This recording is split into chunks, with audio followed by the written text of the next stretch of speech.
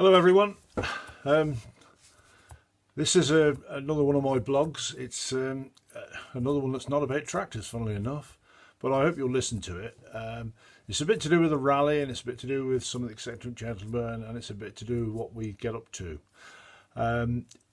Those of you that are regulars at the rally, St Morgan Vintage Rally, they'll know or they'll have seen our old friend Neil Chamberlain, and Neil can usually be found cooking burgers, or sometimes he's got multiple sclerosis, and so he rides one of these buggies, and one of his missions is to take cups of tea or flasks of tea out to the car parks and give the people out there that are working a drink, and he's always in it. Now, Neil was one of the founding members of Smegma, or the eccentric gentleman, and certainly been involved with the rally from day one.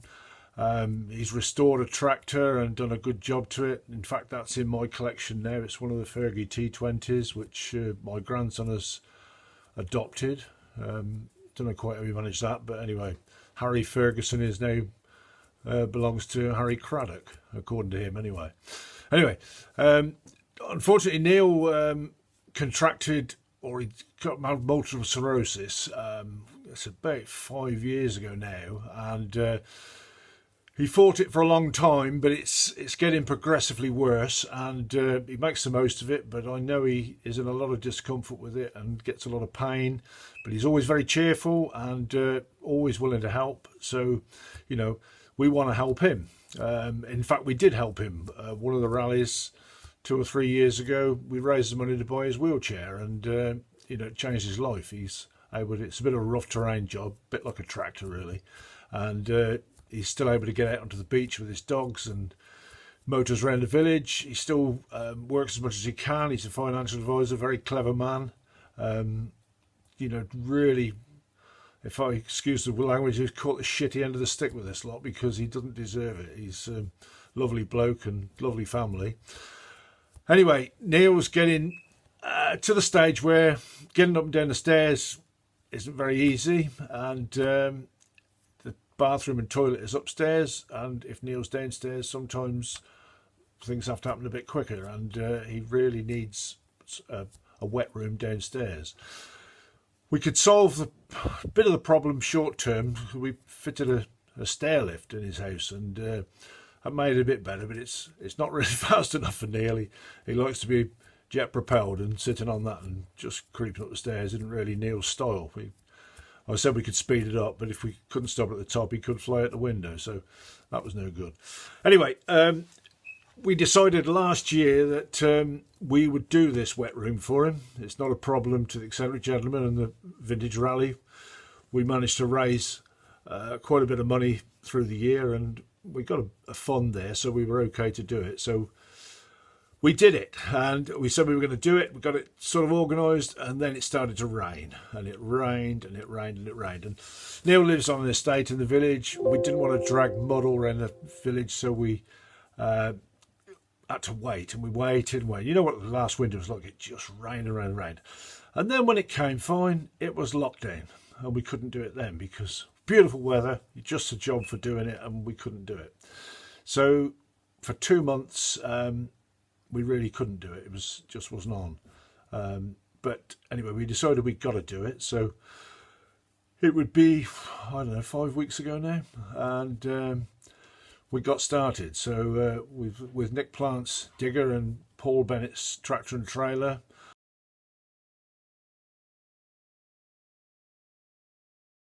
and a good man on the controls on the digger, we dug the site out. We rearranged the drains because they needed rearranging. They weren't very good before Harvey started, but they certainly weren't very good when he finished. But anyway, that was okay. Alan Knight went up there and did some temporary repairs, but it enabled us to start again, really, and we've sorted the drains out. Then we were going to have ready mix in for the foundations, but we got a team of very good volunteers. I'll show you a photograph of those in a minute. In fact, I'll show you the photograph now, and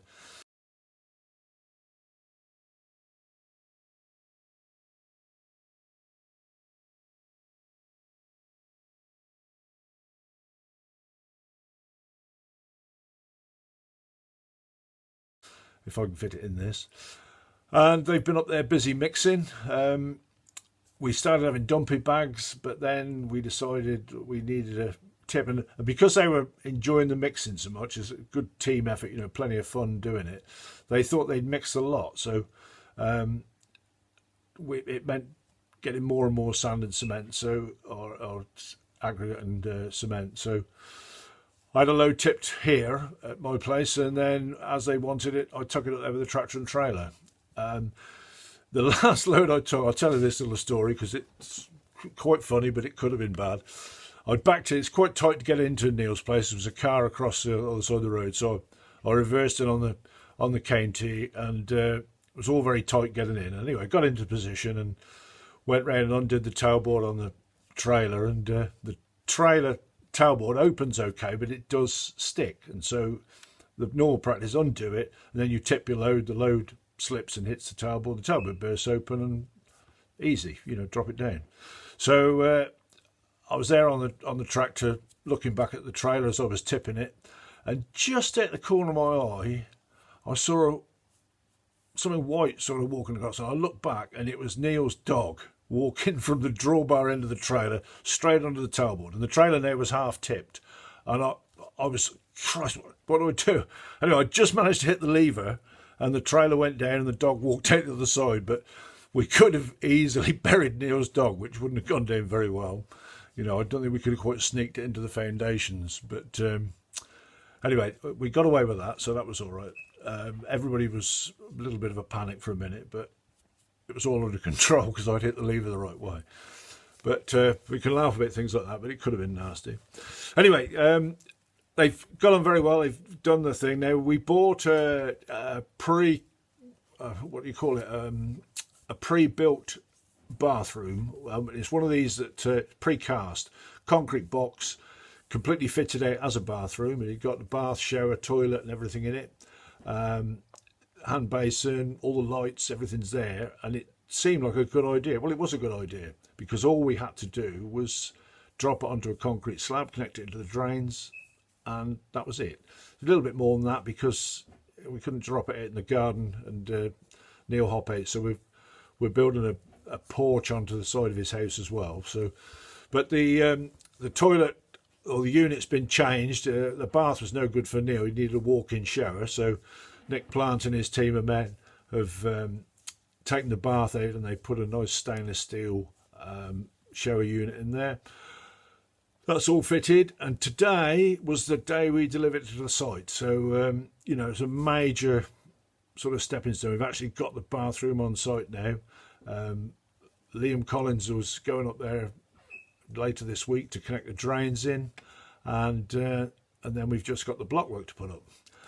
And here's where our problem comes, because we haven't really got anybody that's able to lay blocks at them. We thought we got a team lined up, and they're too busy. And I haven't asked around very much, to be honest. But hopefully, seeing this, we can lay it. It's not many blocks. It's 4-inch blocks, fairly easy. Probably 400-500. 2 or 3 evenings would wipe them out. And a good team could do it in no time. But you've got to go up in the air. It's we've got to put a bit of scaffold there to get up. So we need that done. We've done all this. The big problem, or not a big problem really, we've done it thinking that we were going to go into this making money from the rally and marquee hires and various things that we do as eccentric gentlemen. And of course, we haven't had anything this year. Everything's been cancelled, so there's no income. But we've still got to do this thing for Neil because Neil needs it. So we've had some very generous donations from various groups and individuals. I know Nick has done an awful lot to the base, and he wouldn't want me to tell you how much he's put into it, but it's a lot of money. And so that's been donated. I know the roof is going to be donated. We've had some aggregate donated, and lots of help. But you can always do with more. So we're going to get there. We will do it. But it's just one of those things, and it's help we need. We need somebody to come and lay some blocks for us now, and we need it quite quickly. I've got somebody's volunteered to do the plastering. That's going to be a freebie. We've just got to get the sand and cement for it. But you can't plaster blocks that aren't there, so we need to get that done. There's a little bit of carpentry work to do inside, and once that's out of the way, you know, all ready to go. And Neil will be very pleased to see it, I expect. Anyway, it is a major stepping stone today. I've got a little film of us getting it in there. It was challenging. But anyway, all right, well, I'll show you that, and then maybe I'll have a word in a minute. So that'll do for now.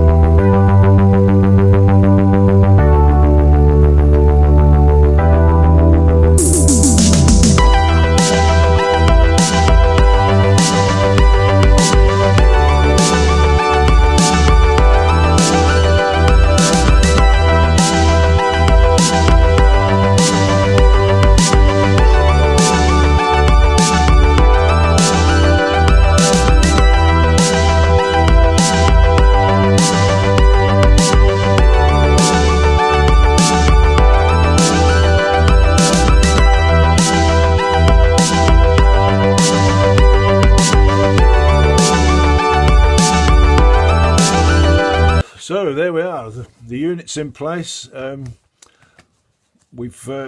place looks like a bomb site at the moment, but it's going to be very easy to tidy up. We've still got the path to concrete, which the concreting team insists they're going to do. That'll be done as soon as possible.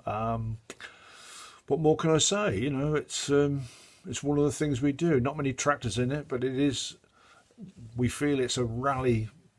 One of the things we do as the rally and as eccentric gentlemen, you know, we'll help anybody, but when it's one of your own, you've got to put a bit more effort into it to help. So that's what we're doing for Neil, and hopefully, you know, he'll have a lot more years with us.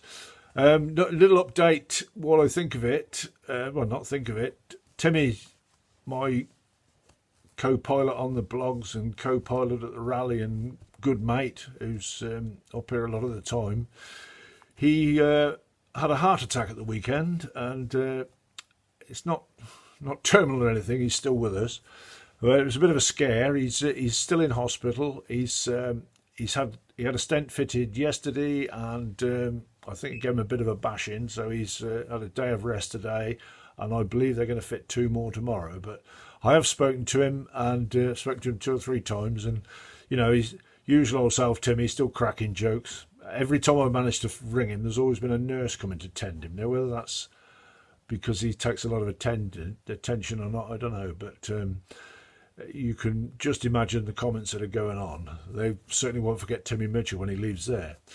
Anyway, Timmy's doing all right, and I will update you on that. And when he gets back, I'll get him live on there to have a chat with you. He's certainly, it hasn't affected his ability to talk. So that's Timmy for you. Anyway, so there we are. That's Timmy and Neil's bulletin, I suppose. And I will get back with the tractors.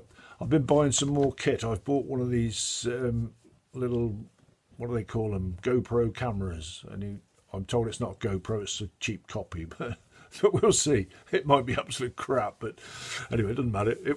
It wasn't that cheap, but it should be okay. But I haven't quite got to the bottom of that. But I've been playing around with others, so look forward to some good stuff in the future. Anyway, thank you for watching for this. I will be back with tractors shortly, and hope you can come up with some block layers for me. Thank you. Good night then.